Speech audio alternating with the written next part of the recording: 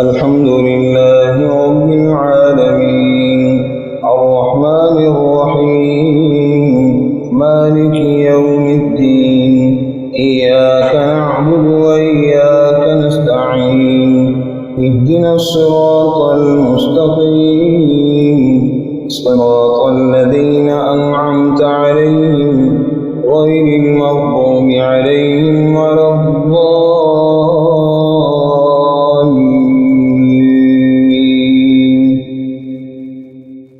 يعتذرون إليكم إذا رجعتم إليهم قل لا تعتذروا لن نؤمن لكم قد نبأنا الله من أخباركم وسيرى الله عملكم ورسوله ثم تردون إلى عالم الغيب والشهادة فينبئكم بما كنتم تعملون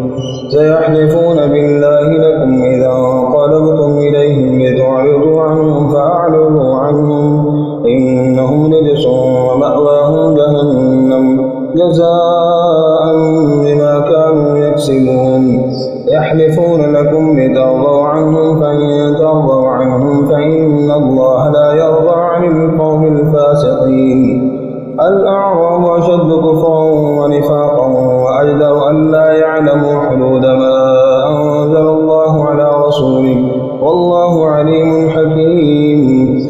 ومن الأعراب من يتخذ ما ينفق مغرما ويتربص بكم الدوائر عليهم دائرة السوء والله سميع عليم ومن الأعراب من يؤمن بالله واليوم الآخر ويتخذ ما ينفق قربات عند الله وصلوات الرسول ألا إنها قربة لهم سيدخلهم الله في رحمته إن الله غفور رحيم والسابقون الأولون من المهاجرين والأنصار والذين اتبعوهم بإحسان رضي الله عنهم ورضوا عنه وأعد لهم جنات تجري تحتها الأنهار خالدين فيها أبدا ذلك الفوز العظيم وممن حولكم من الأعراب منافقون ومن أهل المدينة مردوا على النفاق لا تعلمهم نحن نعلمهم سنعذبهم مرتين ثم يردون إلى عذاب عظيم وآخرون اعترفوا بذنوبهم خلطوا عملا صالحا وآخر سيئا عسى الله أن يتوب عليهم إن الله غفور رحيم خذ من أموالهم صدقة تطهرهم وتزكيهم بها وصل عليهم إن صلاتك سكن لهم والله سميع عليم ألم يعلموا أن الله هو يقبل التوبة عن عباده ويأخذ الصدقات وأن الله هو التواب الرحيم وقل اعملوا فسيرى الله عملكم ورسوله والمؤمنون وستردون إلى عالم الغيب والشهادة فينبئكم بما كنتم تعملون وآخرون مرجون لأمر الله إما يعذبهم وإما يتوب عليهم والله عليم حكيم والذين اتخذوا مسجدا ضرارا وكفرا وتفريقا بين المؤمنين وإرصادا لمن حارب الله ورسوله من قبل وليحلفن إن أردنا إلا الحسنى والله يشهد إنهم لكاذبون لا تقم فيه أبدا لمسجد أسس على التقوى من أول يوم أحق أن تقوم فيه رجال يحبون أن يتطهروا والله يحب المطهرين أفمن أسس بنيانه على تقوى من الله ورضوان خير أم من أسس بنيانه على شفا جرف نار فانهار به في نار جهنم والله لا يهدي القوم الظالمين لا يزال بنيانه الذي بنوا ريبة في قلوبهم إلا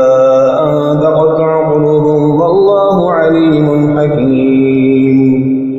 إن الله اشترى من المؤمنين أنفسهم وأموالهم بأن لهم الجنة يقاتلون في سبيل الله فيقتلون ويقتلون وعدا عليه حقا في التوراة والإنجيل والقرآن ومن أوفى بعهده من الله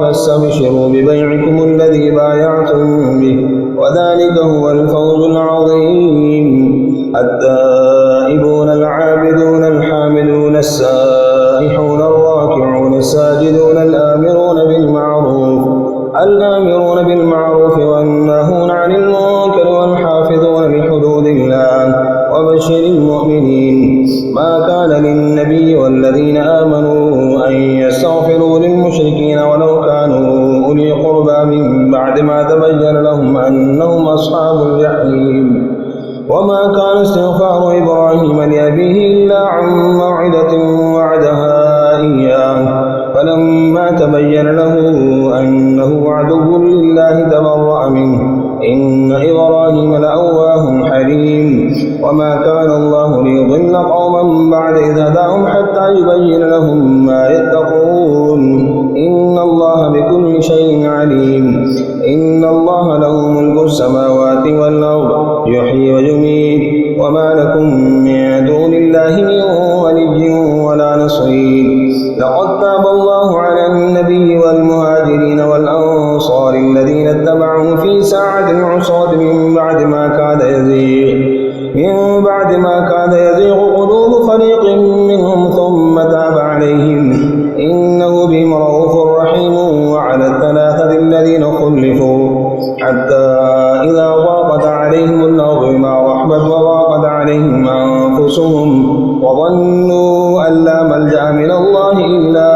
إليه ثم تاب عليهم ليتوبوا، إن الله هو التواب الرحيم. يا أيها الذين آمنوا اتقوا الله وكونوا مع الصادقين. ما كان لأهل المدينة ومن حولهم من الأعراب أن يتخلفوا عن رسول الله ولا يرغبوا بأنفسهم عن نفسه، ذلك بأنهم لا يصيبهم ظمأ ولا نصب ولا مخمصة في سبيل الله ولا يطعون موطئا يغيظ الكفار ولا ينالون من عدو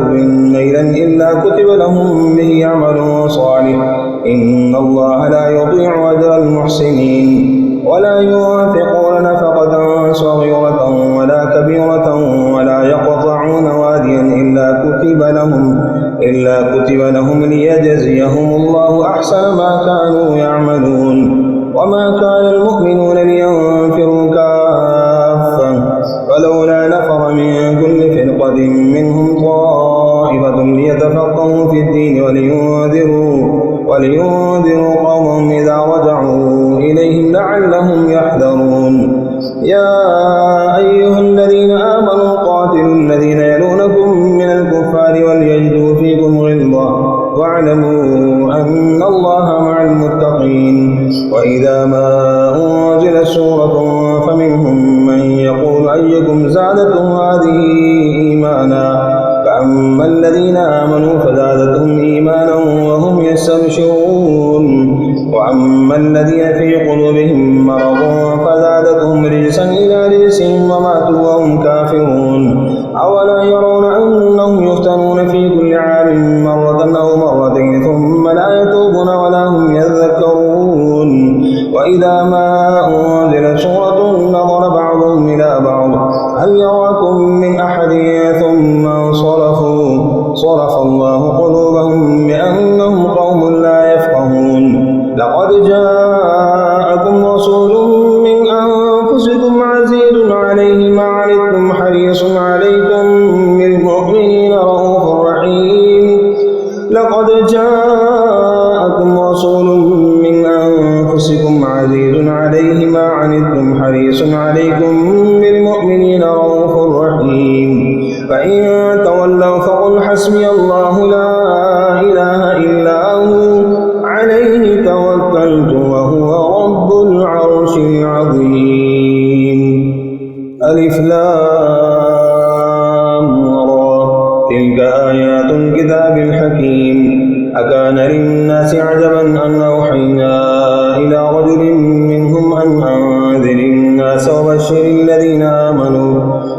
الذين آمنوا أن لهم قدم صدق عند ربهم. قال الكافرون إن هذا لساحر مبين. إن ربكم الله الذي خلق السماوات والأرض في 6 أيام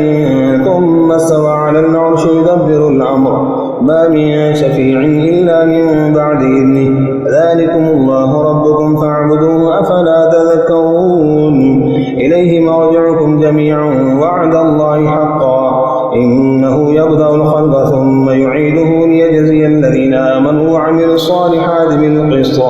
والذين كفروا لهم شراب من حميم وعذاب أليم بما كانوا يكفرون هو الذي جعل الشمس ضياء والقمر نورا وقدره منازل لتعلموا عدد السنين والحساب ما خلق الله ذلك إلا بالحق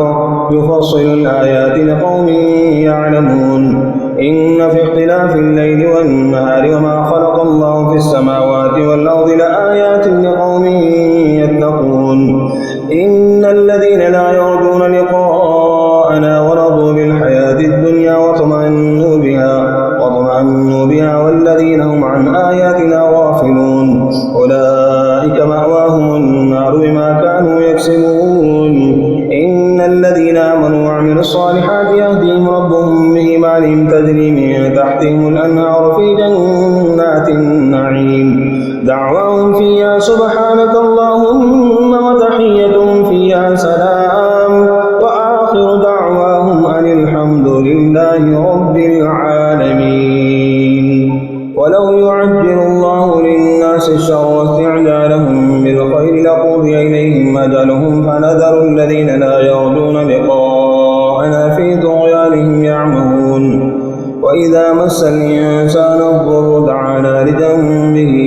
أو قاعدا أو قائما فلما كشفنا عنه ضره مر كأن لم يدعنا إلى ضر مسه كذلك زين للمسرفين ما كانوا يعملون ولقد أهلكنا القرون من قبلكم لما ظلموا وجاءتهم رسلهم بالبينات وما كانوا ليؤمنوا كذلك نجزي القوم المجرمين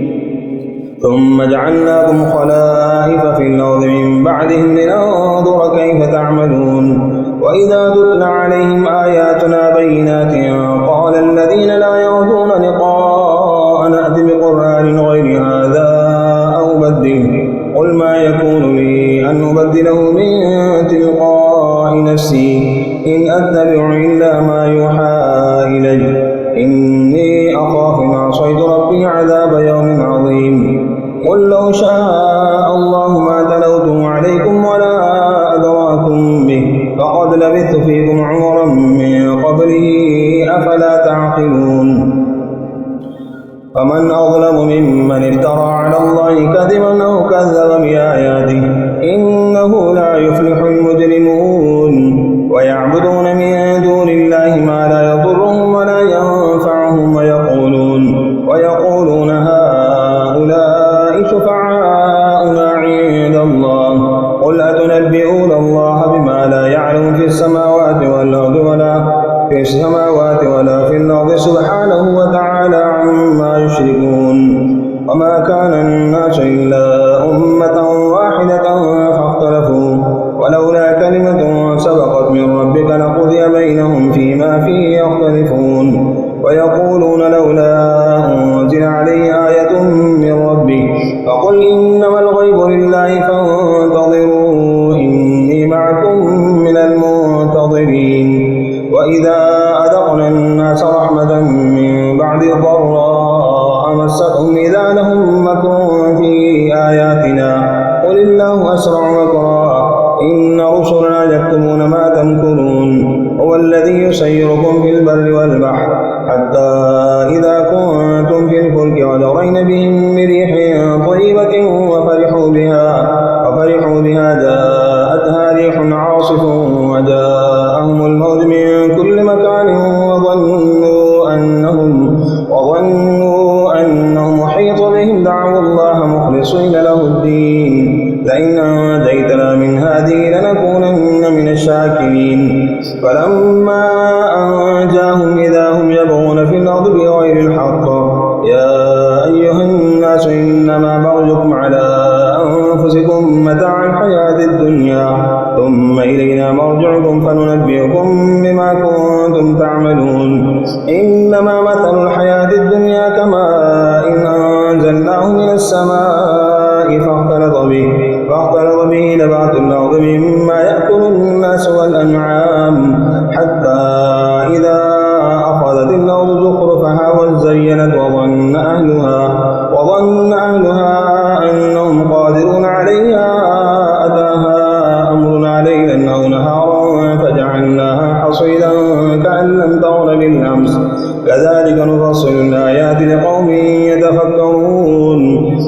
والله يدعو إلى دار السلام ويهدي من يشاء إلى صراط مستقيم للذين أحسنوا الحسنى وزيادة ولا يرهق وجوههم قتر ولا ذلة أولئك أصحاب الجنة هم فيها خالدون والذين كسبوا السيئات جزاء سيئة بمثلها وترهقهم ذلة ما لهم من الله من عاصم كأنما أغشيت وجوههم قطعا من الليل مظلما أولئك أصحاب النار هم فيها خالدون ويوم نحشرهم جميعا ثم نقول للذين أشركوا مكانكم أنتم وشركاؤكم فزينا بينهم وقال شركاؤهم ما كنتم إيانا تعبدون فكفى بالله شهيدا بيننا وبينكم إن كنا عن عبادتكم لغافلين هنالك تبلو كل نفس ما أسلفت وردوا إلى الله مولاهم الحق وضل عنهم ما كانوا يفترون قل من يرزقكم من السماء والأرض أم من يملك السمع والأبصار ومن يخرج الحي من الميت ويخرج الميت من الحي ومن يدبر الأمر فسيقولون الله فقل أفلا تتقون فذلكم الله ربكم الحق فماذا بعد الحق إلا الضلال فأنى تصرفون كذلك حقا كلمة ربك على الذين فسقوا أنهم لا يؤمنون قل هل من شركائكم من يبدأ الخلق ثم يعيده قل الله يبدأ الخلق ثم يعيده فأنى تؤفكون قل هل من شركائكم من يهدي إلى الحق قل الله يهدي للحق أفمن يهدي إلى الحق يحق أن يتبع عمن لا يهدي إلا أن يهدى فما لكم كيف تحكمون وما يتبع أكثرهم إلا ظنا إن الظن لا يغني من الحق شيئا إن الله عليم بما يفعلون وما كان هذا القرآن أن يفترى من دون الله ولكن تصديق الذي بين يديه وتفصيل الكتاب لا ريب فيه من رب العالمين أم يقولون افتراه قل فأتوا بسورة مثله وادعوا من استطعتم من دون الله إن كنتم صادقين بل كذبوا بما لم يحيطوا بعلمه ولما يأتهم تأويله كذلك كذب الذين من قبلهم فانظر كيف كان عاقبة الظالمين ومنهم من يؤمن به ومنهم من لا يؤمن به وربك أعلم بالمفسدين وإن كذبوك فقل لي عملي ولكم عملكم أنتم بريئون مما أعمل وأنا بريء مما تعملون ومنهم من يستمعون إليك أفأنت تسمع الصم ولو كانوا لا يعقلون ومنهم من ينظر إليك أفأنت تهدي العمي ولو كانوا لا يبصرون إن الله لا يظلم الناس شيئا ولكن الناس أنفسهم يظلمون ويوم يحشرهم كأن لم يلبثوا إلا ساعة من النهار يتعارفون بينهم قد خسر الذين كذبوا بلقاء الله وما كانوا مهتدين وإما نرينك بعض الذين نعدهم أو نتوفينك فإلينا مرجعهم ثم الله شهيد على ما يفعلون ولكل أمة رسول فإذا جاء رسولهم قضي بينهم بالقسط وهم لا يظلمون ويقولون متى هذا الوعد إن كنتم صادقين قل لا أملك لنفسي ضرا ولا نفعا إلا ما شاء الله لكل أمة أجل إذا جاء أجلهم فلا يستأخرون ساعة ولا يستقدمون قل أرأيتم إن أتاكم عذابه بياتا أو نهارا ماذا يستعجل منه المجرمون أثم إذا ما وقع آمنتم به الآن وقد كنتم به تستعجلون ثم قيل للذين ظلموا ذوقوا عذاب الخلد هل تجزون إلا بما كنتم تكسبون ويستنبئونك حق هو قل لي وربي إنه لحق وما أنتم بمعجزين ولو أن لكل نفس ظلمت ما في الأرض لافتدت به وأسروا الندامة لما رأوا العذاب وقضي بينهم بالقسط وهم لا يظلمون ألا إن لله ما في السماوات والأرض ألا إن وعد الله حق ولكن أكثرهم لا يعلمون هو يحيي ويميت وإليه ترجعون يا أيها الناس قد جاءتكم موعظة من ربكم وشفاء لما في الصدور وهدى ورحمة للمؤمنين قل بفضل الله وبرحمته فبذلك فليفرحوا هو خير مما يجمعون قل أرأيتم ما أنزل الله لكم من رزق فجعلتم منه حراما وحلالا قل الله أذن لكم أم على الله تفترون وما ظن الذين يفترون على الله الكذب يوم القيامة إن الله لذو فضل على الناس ولكن أكثرهم لا يشكرون وما تكون في شأن وما تتلو منه من قرآن ولا تعملون من عمل إلا كنا عليكم شهودا إذ تفيضون فيه وما يعزب عن ربك من مثقال ذرة في الأرض ولا في السماء ولا أصغر من ذلك ولا أكبر إلا في كتاب مبين ألا إن أولياء الله لا خوف عليهم ولا هم يحزنون الذين آمنوا وكانوا يتقون لهم البشرى في الحياة الدنيا وفي الآخرة لا تبديل لكلمات الله ذلك هو الفوز العظيم ولا يحزنك قولهم إن العزة لله جميعا هو السميع العليم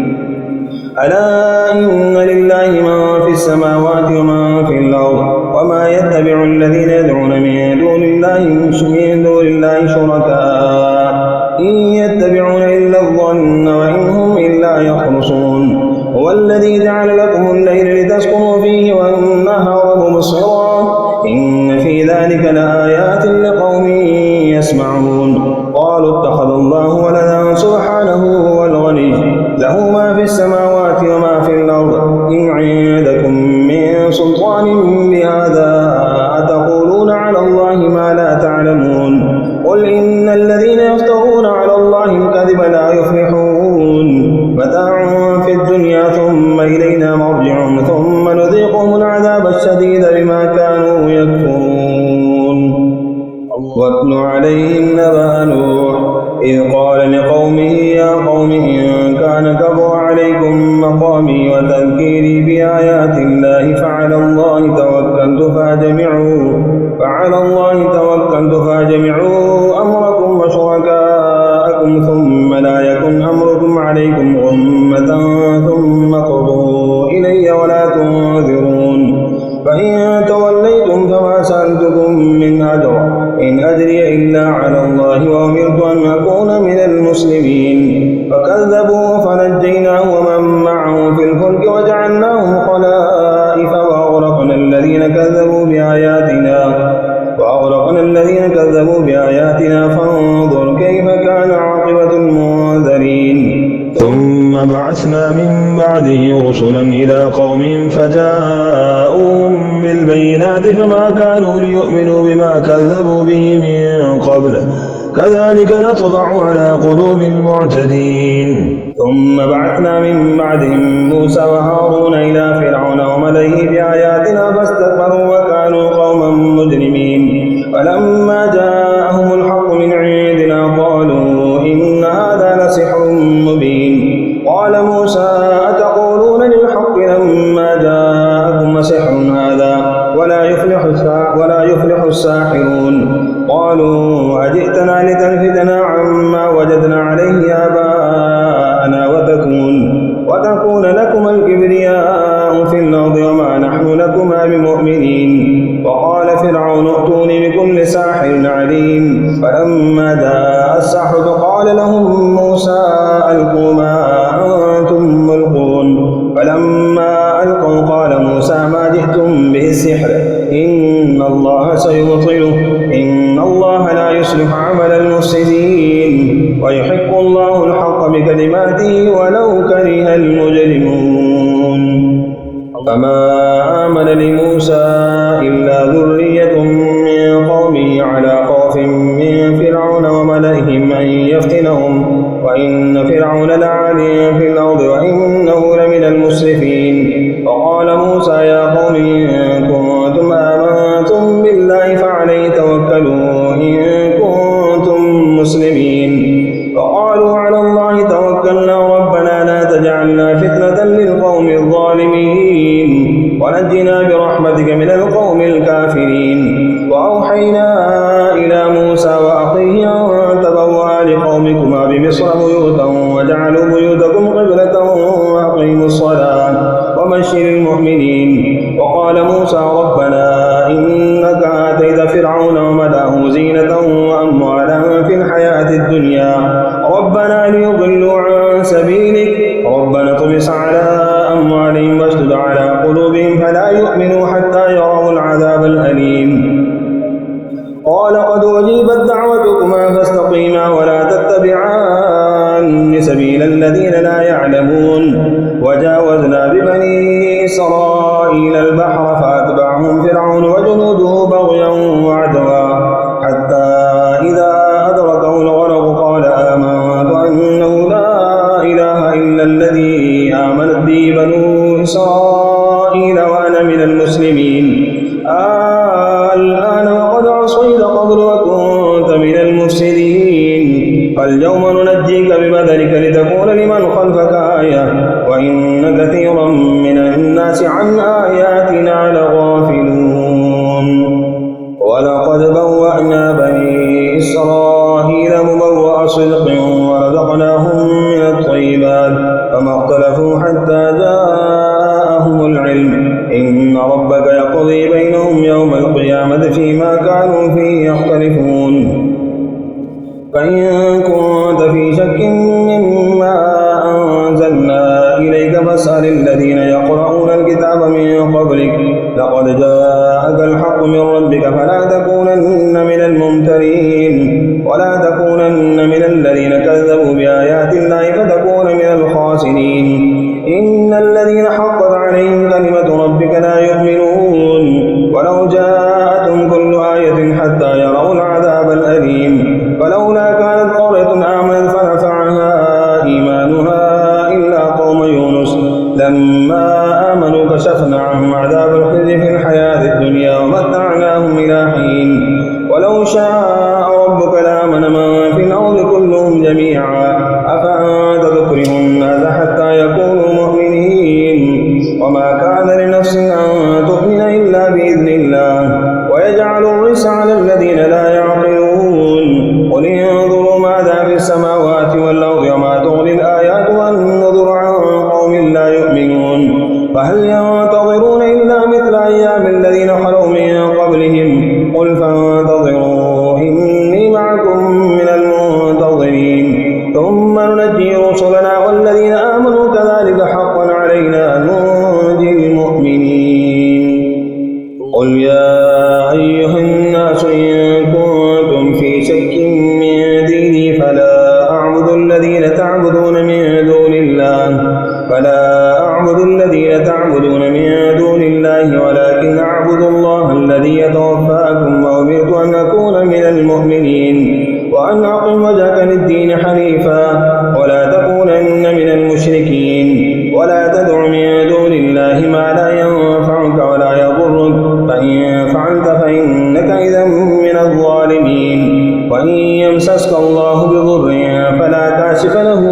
إلا هو وإن يردك بخير فلا راد لفضله يصيب به من يشاء من عباده وهو الغفور الرحيم قل يا أيها الناس قد جاءكم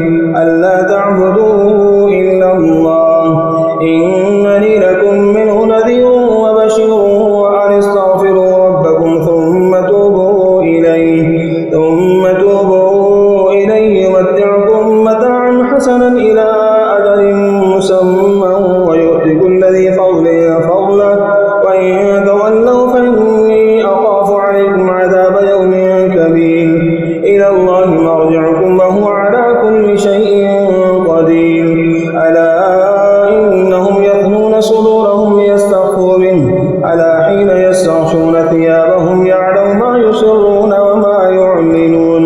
إنه عليم بذات الصدور وما من دابة في الأرض إلا على الله رزقها ويعلم مستقرها ومستودعها كل في كتاب مبين وهو الذي خلق السماوات والأرض في 6 أيام وكان عرشه على الماء ليبلوكم أيكم أحسن عملا ولئن قلت إنكم مبعوثون من بعد الموت ليقولن الذين كفروا إن هذا إلا سحر مبين ولئن أخرنا عنهم العذاب إلى أمة معدودة ليقولن ما يحبسه على يوم يأتيهم ليس مصروفا عنهم وحاق بهم ما كانوا به يستهزئون ولئن أذقنا الإنسان منا رحمة ثم نزعناها منه إنه ليئوس كفور ولئن أذقناه نعماء بعد ضراء مسته ليقولن ذهب السيئات عني إنه لفرح فخور إلا الذين صبروا وعملوا الصالحات أولئك لهم مغفرة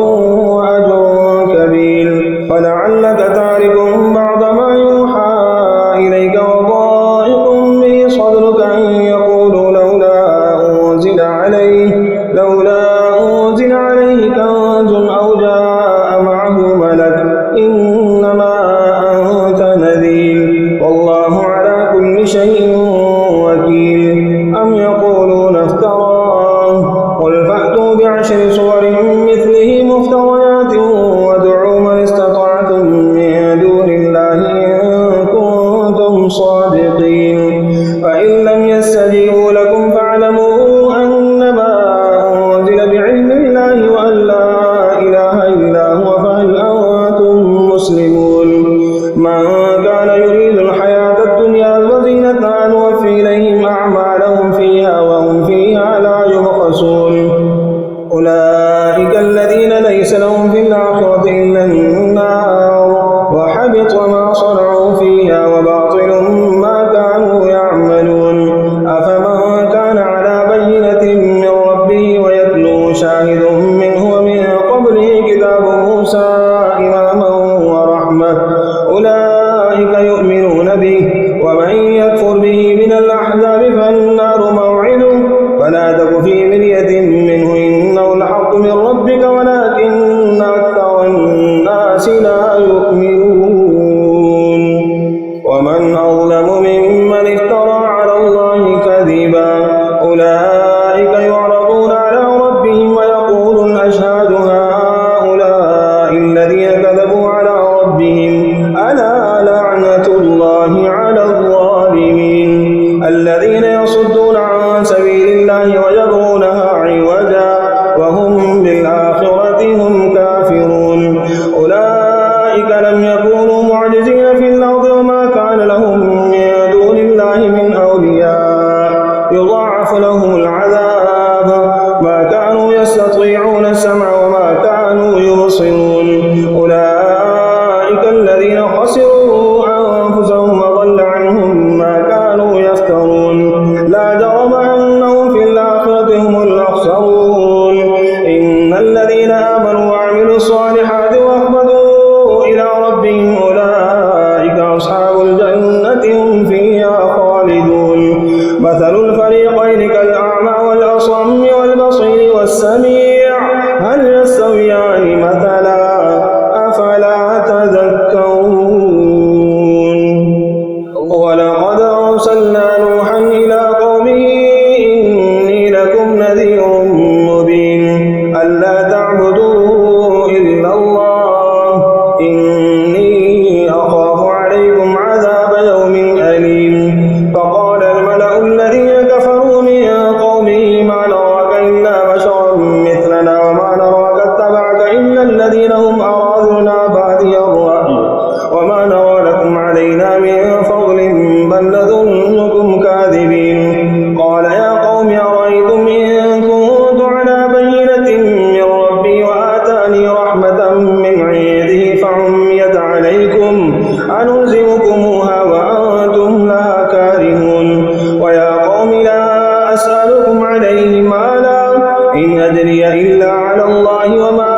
كان بطارد الذين آمنوا إنهم ملاقو ربهم ولكني أراكم قوما تجهلون ويا قوم من ينصرني من الله إن طردتهم أفلا تذكرون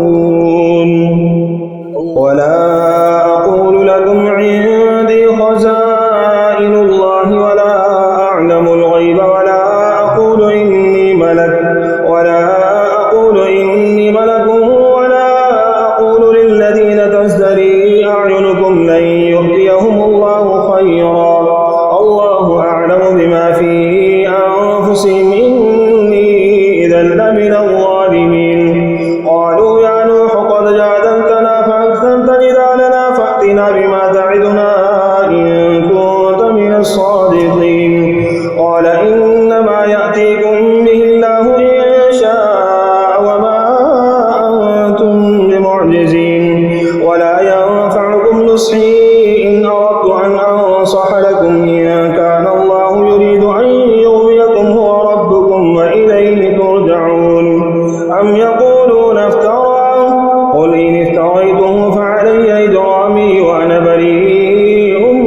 مما تجرمون وأوحي إلى نوح أنه لن يؤمن من قومك إلا من قد آمن فلا تبتئس بما كانوا يفعلون واصنع الفلك بأعيننا ووحينا ولا تخاطبني في الذين ظلموا إنهم مغرقون ويصنع الفلك وكلما مر عليه ملأ من قومه سخروا منه قال إن تسخروا منا فإنا نسخر منكم كما تسخرون فسوف تعلمون من يأتيه عذاب يخزيه ويحل عليه عذاب مقيم حتى إذا جاء أمرنا وفارت النور قل نحمل فيها من كل زوجين اثنين وأهلك إلا من سبق عليه القول وما آمن معه إلا قليل وقال اركبوا فيها بسم الله مجريها ومرساها إن ربي لغفور رحيم وهي تجري بهم في موج كالجبال ونادى نوح ابنه وكان في معزل يا بني اركب معنا ولا تكن مع الكافرين قال سآوي إلى جبل يعصمني من الماء قال لا عاصم اليوم من أمر الله إلا من رحم وحال بينهما الموج فكان من المغرقين وقيل يا أرض ابلعي ماءك ويا سماء أقلعي وغيض الماء وقضي الأمر واستوت على الجودي وقيل بعدا للقوم الظالمين ونادى نوح ربه فقال رب إن ابني من أهلي وإن وعدك الحق وأنت أحكم الحاكمين قال يا نوح إنه ليس من أهلك إنه عمل غير صالح فلا تسأل ما ليس لك به علم إني أعظك أن تكون من الجاهلين قال رب إني أعوذ بك أن أسألك ما ليس لي به علم وإلا تغفر لي وترحمني أكن من الخاسرين قيل يا نوح اهبط بسلام منا وبركات عليك وعلى ممن معك وأمم سنمتعهم ثم يمسهم منا عذاب أليم تلك من أنباء الغيب نوحيها إليك ما كنت تعلمها أنت ولا قومك من قبل هذا فاصبر إن العاقبة للمتقين إذا جاء نصر الله والفتح ورأيت الناس يدخلون في دين الله أفواجا فسبح بحمد ربك واستغفره